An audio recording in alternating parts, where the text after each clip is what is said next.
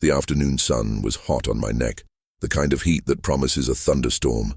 It felt like my whole life was a sky about to break. My daughter Emily's graduation party was in full swing on the sprawling, immaculate lawn of the house I'd built for her.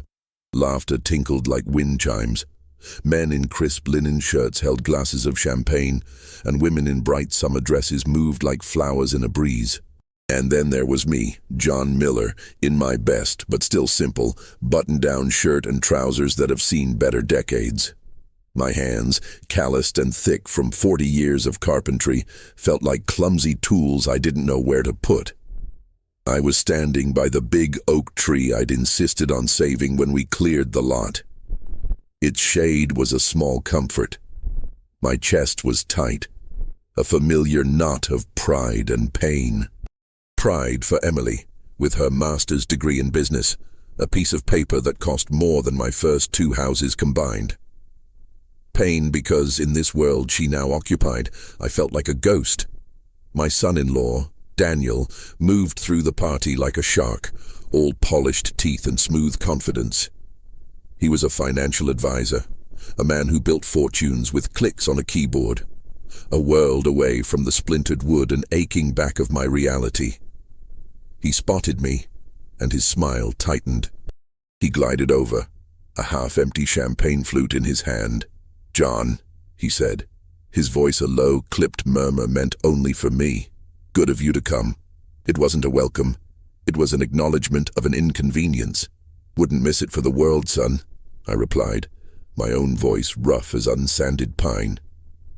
I tried to catch Emily's eye, but she was busy laughing with a group of friends, radiant and oblivious. Daniel took a sip of his drink, his eyes scanning the arriving cars, Audis and BMWs pulling into the driveway. "Listen," he said, leaning in closer. The smell of his expensive aftershave was suffocating. "My partners from the firm are about to arrive. It's an important crowd. You understand." My blood ran cold. I understood perfectly. My worn leather shoes, the slight stain on my cuff, my face, weathered by sun and worry. I was a blemish on his perfect picture. My jaw clenched so hard I felt it in my temples. "What are you saying, Daniel?" I asked, though I already knew. He sighed, an exaggerated puff of air. You don't quite fit the aesthetic of the day, do you? You look like you're here to fix the plumbing, not to celebrate. People will talk." The words hit me like a hammer to the gut. All the air rushed out of my lungs. For a moment, the cheerful sounds of the party faded into a dull roar. He wasn't just insulting me. He was erasing me. He was telling me that the man who raised his wife, who walked her down the aisle, who built the very foundation beneath their feet, was a source of shame. I looked past him, locking eyes with Emily at last. She had seen the confrontation. Her smile faltered. She started towards us, her expression a mix of panic and apology. She knew what Daniel was. She knew what he was doing. "Just go sit in the back," Daniel hissed, his voice dropping to a vicious whisper. "Or better yet, maybe just head home. Emily can tell you all about it later." And that's when he raised his voice just enough for the nearest guests to turn their heads. "Honestly, John, you don't belong here." The world stopped. A few faces turned, their curiosity sharp and cruel. Emily froze, her hand flying to her mouth. My heart, a tired old muscle, seemed to seize in my chest. Humiliation burned up my neck, hot and suffocating. I felt my hands begin to tremble, and I shoved them into my pockets to hide their weakness. This was my daughter's day, and I would not make a scene. I gave a stiff nod, my pride in tatters. "Fine," I whispered, my throat dry as dust. I turned and walked away, not to the back of the house, but toward the driveway. Each step felt heavy, like I was wading through mud. The weight of his words pressed down on my shoulders. I got to my old pickup truck, the one with the rust on the fenders and the engine that rattled like a coffee can full of bolts. It, like me, was out of place. But before I drove away from the life I'd given my daughter, I opened the glove compartment.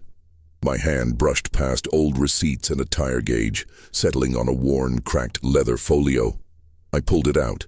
Inside was a story Daniel didn't know, a secret wrapped in faded ink and notarized stamps. My resolve hardened. I wouldn't leave. Not yet. Clutching the folio, I turned back toward the house, my slow, deliberate steps a silent drumbeat of defiance. The walk back to the party felt like crossing a battlefield. Every eye seemed to be on me, but I kept my gaze fixed on the oak tree, my one solid anchor in a sea of judgment. Daniel saw me coming, and his face curdled with anger. He started towards me, ready for round two, but Emily, bless her, finally found her spine. She stepped in front of him, her voice a low, firm command.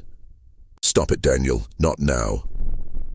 She shot me a look that was a tangled mess of apology, frustration, and pleading. It begged me not to ruin her perfect day. And so, for her, I retreated. I didn't open the folio. I didn't say a word. I simply found a quiet chair in the farthest corner of the patio and sat there, the leather folio resting on my lap like a sleeping dog. I watched my daughter celebrate her achievement, feeling 1,000,000 miles away. An hour later, I slipped away unnoticed, the weight of the untold story heavy in my truck as I drove home to my silent, empty house. The silence was the worst part. It gave my thoughts too much room to echo. Daniel's words, "You don't belong here," played on a loop. I'd spent my life building things, houses, cabinets, a family. I'd believed that was what a man did. You put in the work, you built something that would last, something that would shelter the ones you love. But as I sat in my worn armchair, the house creaking around me, I wondered if I'd built it all on sand. A few weeks passed. An awkward, stilted phone call from Emily was the only contact I had. She offered a flimsy apology on Daniel's behalf, saying he was under a lot of stress. I didn't have the heart to tell her that stress doesn't create a cruel man. It only reveals one. Then, one Tuesday, the phone rang again. It was Emily, but her voice was different. The forced cheerfulness was gone, replaced by a strained urgency. After 5 minutes of painful small talk, she got to the point. "Dad, Daniel and I, we have this incredible opportunity, a business venture. It's a sure thing, but we need some capital to get in on the ground floor. The banks are being so slow." My hand tightened on the phone. My throat felt thick. "How much capital?" I asked, my voice flat. She named a figure that made me physically recoil. It was more than I had in liquid savings. It was a significant chunk of my retirement, the money my late wife Sarah and I had painstakingly saved over 4 decades. "Emily," I said slowly, trying to keep my voice steady, "that's a lot of money." "I know, Dad, but Daniel's projections are flawless. We'll pay you back with interest in 6 months. It's for our future, our family's future." Our family. The same family where I didn't belong 2 weeks ago. The hypocrisy was so blatant it felt like a slap. My mind flashed back to the humiliation on the lawn. They wanted my money, but not my presence. I was the silent, invisible bank, the grubby foundation they were happy to build their lavish lives upon, as long as no one had to see it. "I'll have to think about it," I said, which was my coward's way of saying no. After I hung up, a cold fury settled in my bones. It wasn't about the money. It was about the principle. I went down to my workshop in the basement, the smell of sawdust and varnish a comfort. I pulled out a heavy, steel lockbox from under my workbench, a place where I kept the important things. Inside, beneath my wife's old jewelry box and my honorable discharge papers, was the folio I'd brought to the party. But there was something else in there too, a thick cloth-bound book, a carpenter's ledger. I opened it. On the first page, in my neatest printing, were the words, "Project 1214 Willow Creek Lane." Emily and Daniel's address. Page after page was filled with meticulous handwritten entries, dates, materials, costs, hours. May 2002, foundation pour, 120 hours labor, concrete, $4,800. June 2002, framing, 250 hours labor, lumber, $18,500. On and on it went, for 2 full years. A detailed accounting of every beam I'd hoisted, every nail I'd hammered, every wire I'd pulled. This was the house they took for granted. The one Daniel sneered was built by a man who didn't understand real value. I flipped to the final page. There, I had tallied it all up. Materials, subcontractor fees, and my own labor, billed at a modest journeyman's rate. The final number at the bottom of the page was underlined twice. It was the total unpaid cost of my wedding gift to them. A gift they had long forgotten wasn't free. As I stared at the number, an idea, sharp and painful, began to form in my mind. They wanted a loan? Fine. It was time to open the books and show them the debt they already owed. I picked up my phone and called my lawyer. "Frank," I said, "it's John Miller. I need you to draw up a loan agreement, but first, I need you to file a lien." There was a pause on the other end. Then Frank whistled softly. "A mechanic's lien, John? After all these years? That's going to open up a whole can of worms." "I know," I said, staring at the final figure in the ledger. "It's time to go fishing." Just as I hung up, a text message pinged on my phone. It was from Emily. "Please, Dad. Daniel says if you can't help us, we could lose everything." I stared at the message, a grim smile touching my lips. They had no idea what losing everything really meant. I grabbed the ledger and the folio, my truck keys already in my hand. It was time for a visit. When I pulled up to their house, I expected to see Emily's car, but the driveway was empty. It was quiet. Too quiet. And then I saw it. Tucked into the lush green lawn just a few feet from where Daniel had humiliated me was a small, discreet sign I hadn't noticed before. The letters were stark and clinical. Foreclosure auction, notice of public sale. My blood turned to ice. They weren't asking for money for a new venture. They were about to lose the house itself, the house I had built. Seeing that foreclosure sign felt like a punch to the heart. It wasn't just wood and nails. It was a monument to my love for my daughter, a legacy from her mother. Sarah had picked out the spot for the kitchen window herself so it would catch the morning sun. I remembered her standing on the subfloor, a scarf around her hair, saying, "This is where our grandchildren will eat their breakfast, John." And now, it was all about to be auctioned off to the highest bidder because of Daniel's greed and incompetence. My plan to confront them with the ledger suddenly felt small, petty. This was a bigger crisis.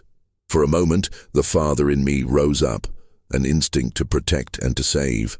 But then Daniel's words, "You don't belong here," echoed in my mind, cold and sharp. I had to know the truth.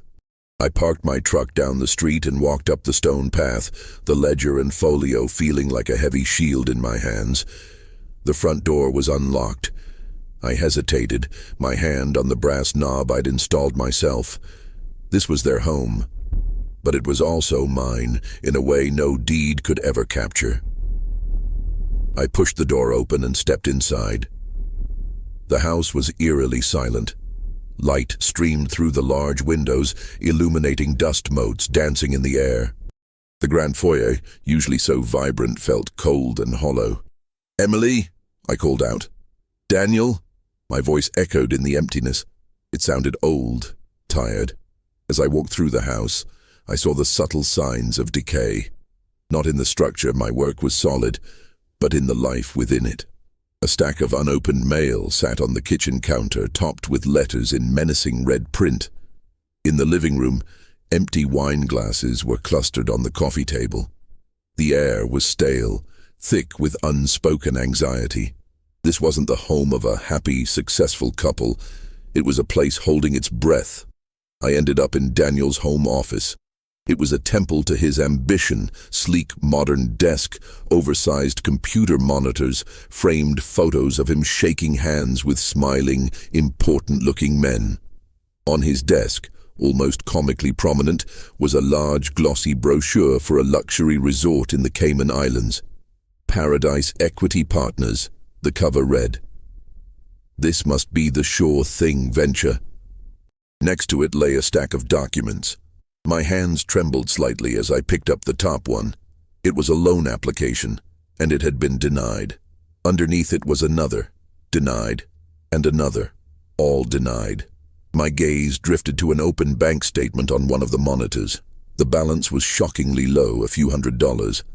Then I saw a series of massive withdrawals, all made in the last 3 months, all wired to Paradise Equity Partners. He hadn't just made a bad investment, he had bled them dry, chasing a fantasy. He'd lied to Emily. He'd lied about everything. That's when I heard the front door open. I can't believe he said no. Emily's voice drifted down the hall, sharp with desperation. What are we going to do, Daniel? The auction is in 2 weeks. Relax. Daniel's voice was slick, even in panic. Your father will come around. He's an old softy. He'd never let his little girl lose her house. His footsteps grew closer. I'll handle him. He's simple. You just have to make him feel important. Stroke his ego a little bit. I stood frozen in the doorway of his office, the ledger clutched in my hand. They hadn't seen me yet. They walked into the living room, and I saw Emily's face. It was pale, her eyes red-rimmed. She was terrified. It's not just about the house, is it? She whispered, her voice cracking. Daniel, you promised me that money was for us, for our future. He ran a hand through his perfect hair, his back to me. It was an investment, Emily. It's what people with real wealth do. Sometimes they don't pan out. Your father wouldn't understand.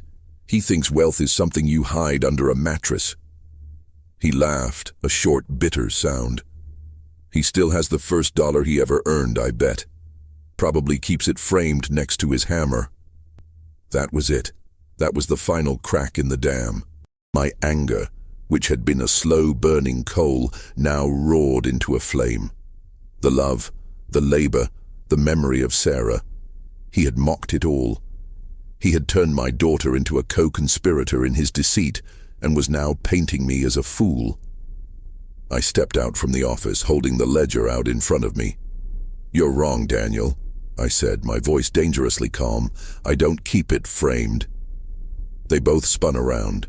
Emily gasped, her face draining of all remaining color. Daniel's smug expression vanished, replaced by a flicker of shock, then pure, unadulterated fury. I keep it right here, I said, my voice as hard as aged oak. I let the ledger fall open on the polished coffee table with a heavy thud. The pages, filled with my steady, clear handwriting, lay exposed under the afternoon sun. I keep a record of every dollar, including the ones you still owe me. Daniel stared at the open book, his eyes wide with disbelief and confusion. He squinted at the neat columns, the dates, the figures. What the hell is this? He stammered. That, I said, tapping the final underlined number on the last page, a sum far greater than the mortgage he'd defaulted on, is the real value of this house. And you're about to learn what happens when you don't pay your debts. I pulled the leather folio from under my arm and opened it, revealing the original deed. But tucked inside was another document, something they had never seen. A notarized paper with a signature at the bottom I recognized as clearly as my own. It was Sarah's. The air in the living room grew thick and still. Daniel stared at the ledger, his mind so quick with stock market figures and projections, struggling to process the simple, irrefutable arithmetic of my labor. Emily sank onto the sofa, her hand over her mouth, her eyes fixed on the open book as if it were a venomous snake. This is insane, Daniel finally spat out, his bravado returning. He picked up the ledger, his fingers smudging the ink. You can't be serious. This was a gift. You can't just write down some numbers in a notebook 20 years later and pretend it's a bill. He laughed, a hollow, rattling sound. This wouldn't hold up in any court, John. It's pathetic. You think so? I asked, my voice dangerously quiet. I laid the leather folio on the table next to the ledger. With one calloused finger, I slid a single yellowed document out from behind the deed. It was heavy parchment, brittle with age. At the top, in formal lettering, were the words, "Conditional gift acknowledgement. My wife, Sarah, was a far more practical woman than you ever gave her credit for," I said, my voice thickening with emotion. She trusted in love, but she also believed in insurance. When we decided to build this house for Emily, she insisted we have this drawn up by a lawyer. She said it was to protect my work, to protect our daughter's future. I pushed the document toward Emily. You signed it, sweetheart, a week before your wedding. You probably don't even remember. Emily's trembling hand reached for the paper. Her eyes scanned the legal jargon until they landed on the bottom line. Her own signature, youthful and looping, was scrawled next to a line that acknowledged the full value of labor and materials as a subordinate lien against the property to be held in trust by me, the builder. It was a fail-safe, a last line of defense Sarah had foreseen and that I had honored by keeping silent all these years. Emily let out a choked sob. She remembered, vaguely, like a dream. But she remembered signing a stack of papers with my wife, thinking they were just formalities.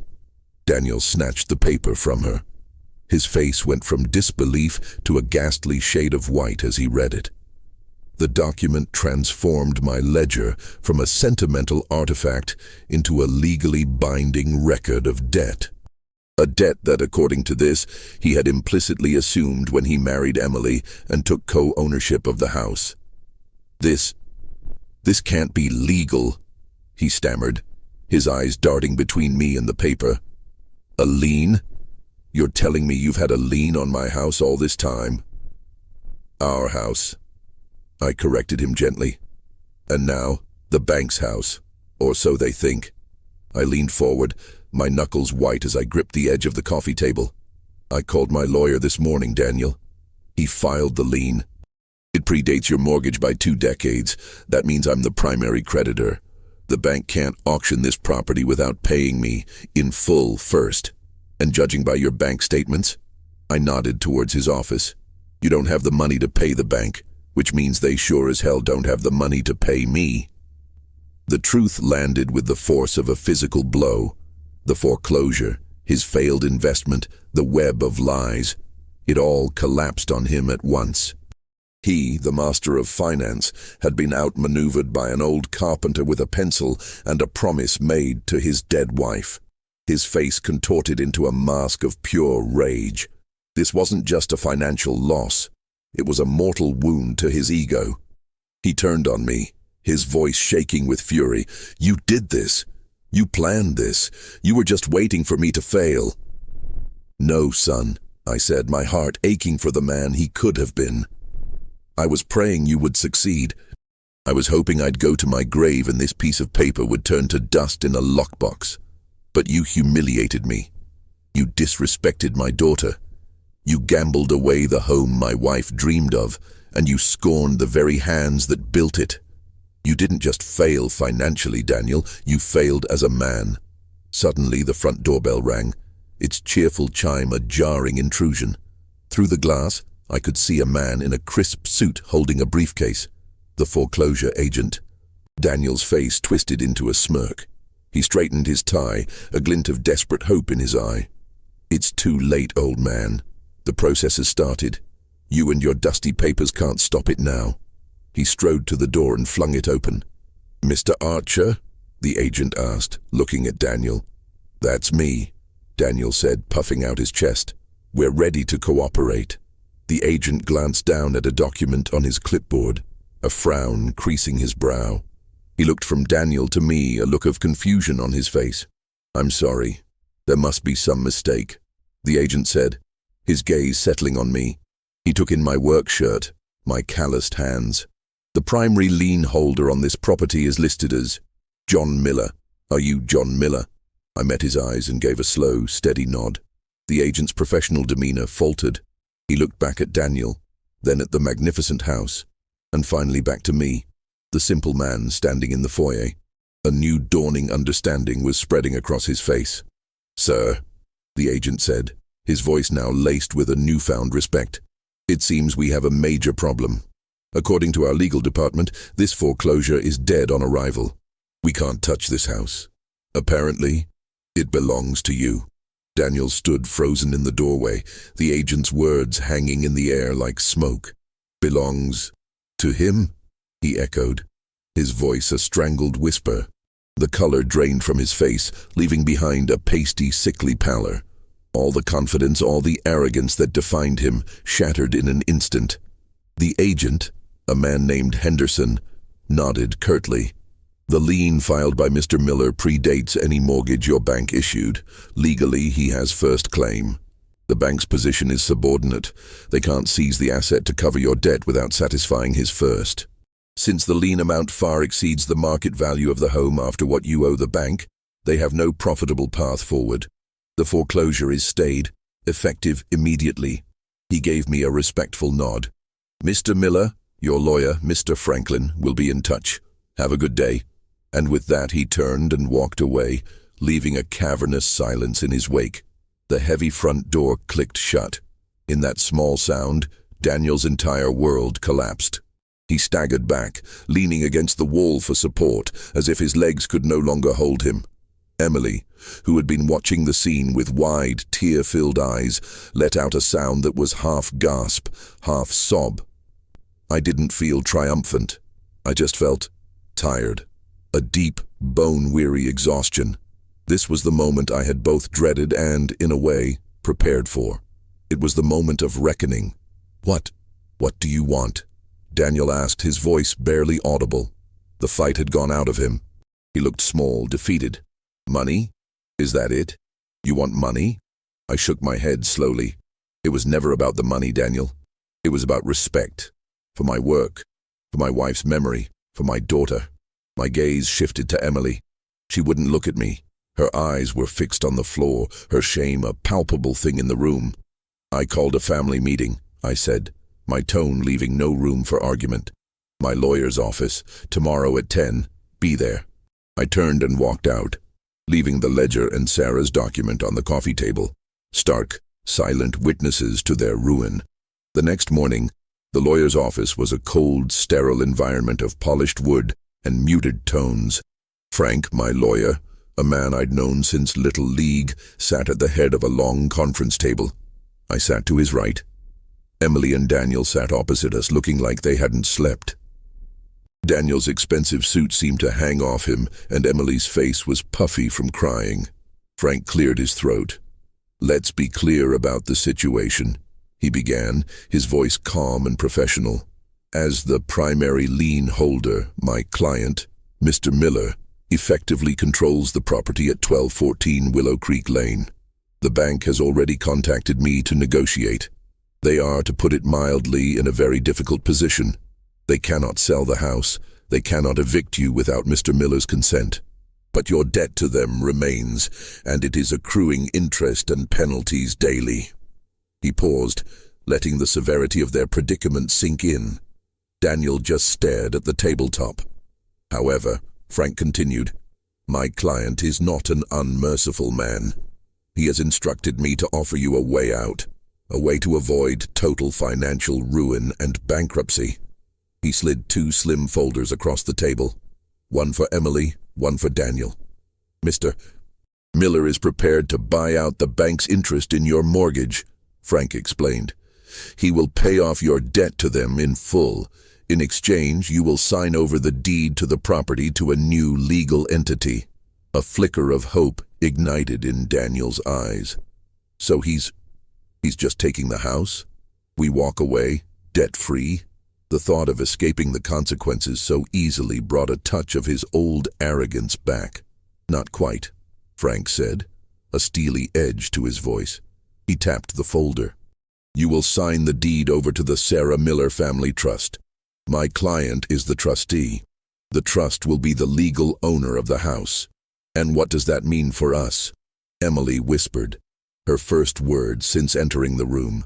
It means, I said, finally speaking up, my voice even and firm, that you can continue to live in the house. You won't be homeless. Relief flooded Emily's face, but Daniel was suspicious. What's the catch? The catch, I said, looking him dead in the eye, is that you will no longer be owners. You will be tenants. You will sign a legally binding rental agreement, and you will pay monthly rent to the trust.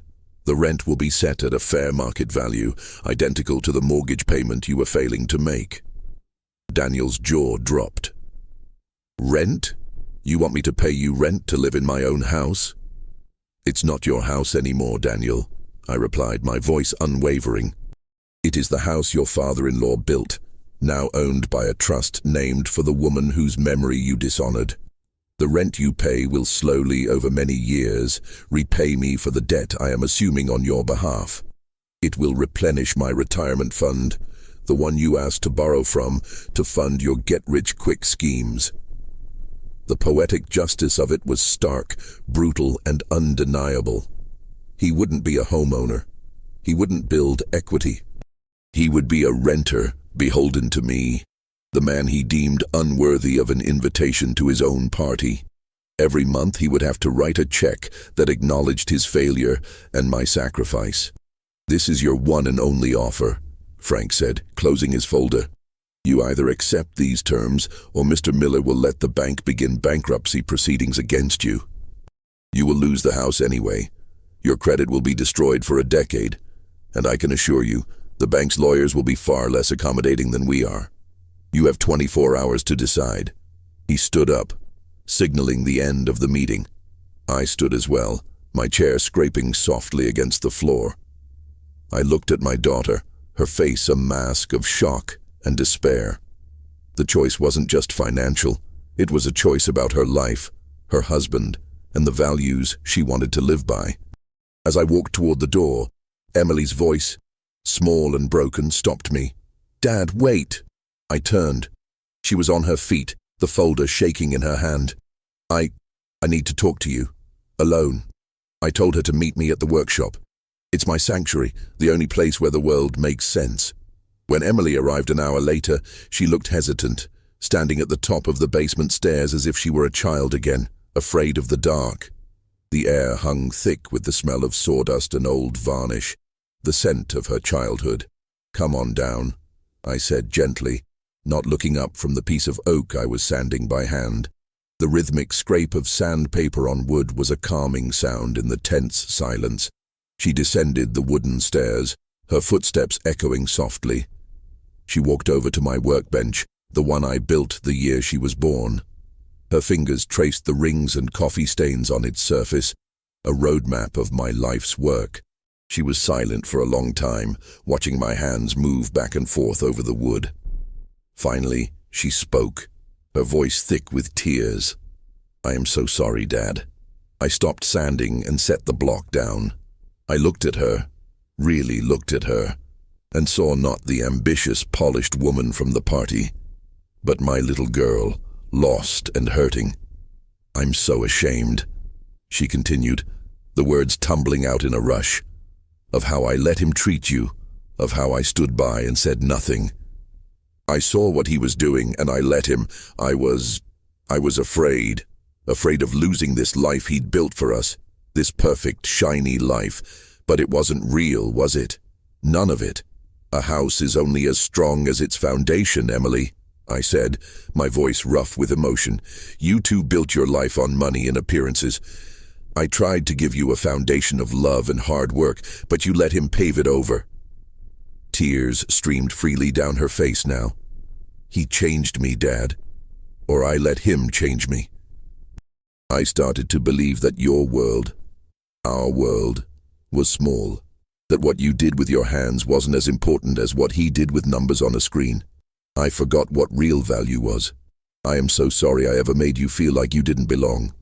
It was the apology I'd needed to hear, not the weak excuse she'd offered on the phone, but a real, gut-wrenching admission of her own failings.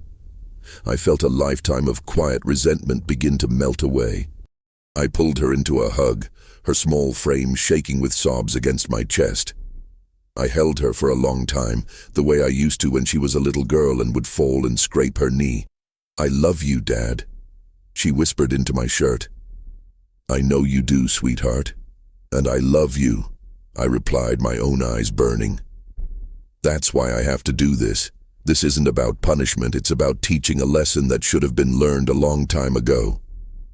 Just then, we heard heavy footsteps thudding down the stairs. It was Daniel. His face was a thundercloud of fury. He was holding the proposal from Frank's office, clutching it so tightly his knuckles were white. "I will not sign this," he roared, slamming the papers down on the workbench, sending a puff of sawdust into the air. "This is a humiliation.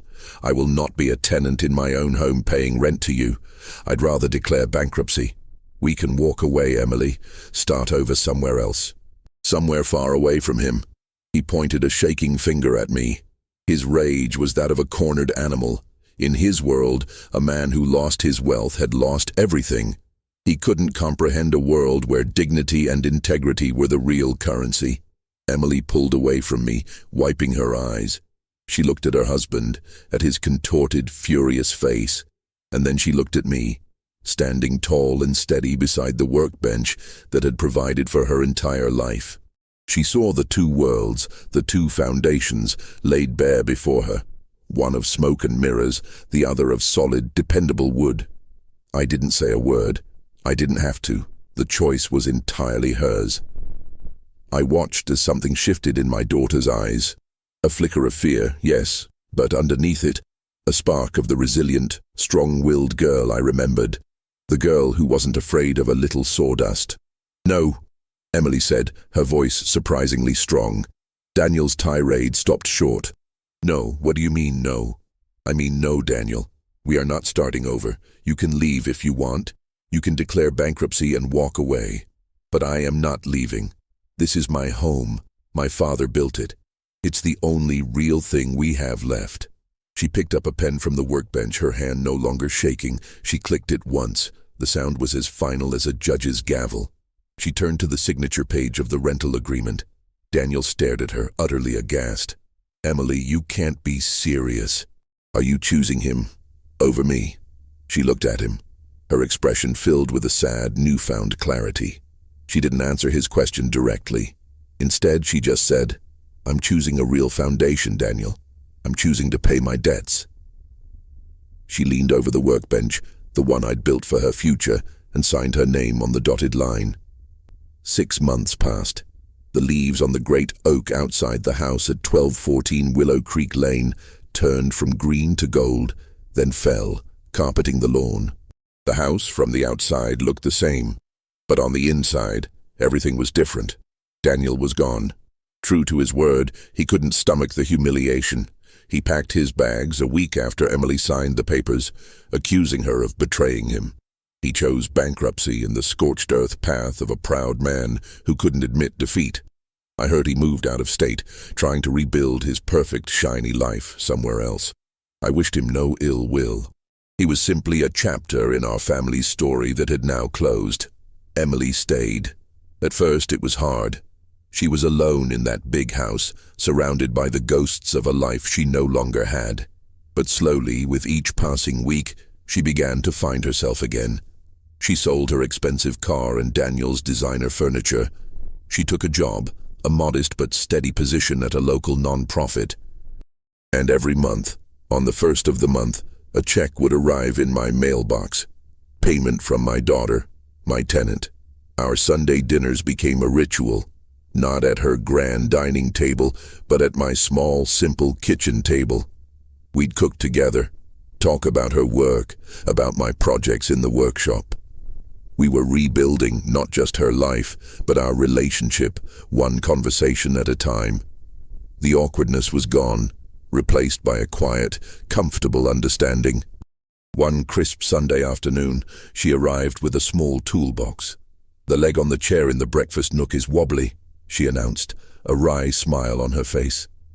"Figured it was about time I learned how to fix something myself." I watched, my heart full, as she knelt on the floor, tightening the bolts, her brow furrowed in concentration. She had her mother's hands, capable and sure. She was finally appreciating the value of making things whole again, not with money, but with effort. As she was packing up her tools, she paused.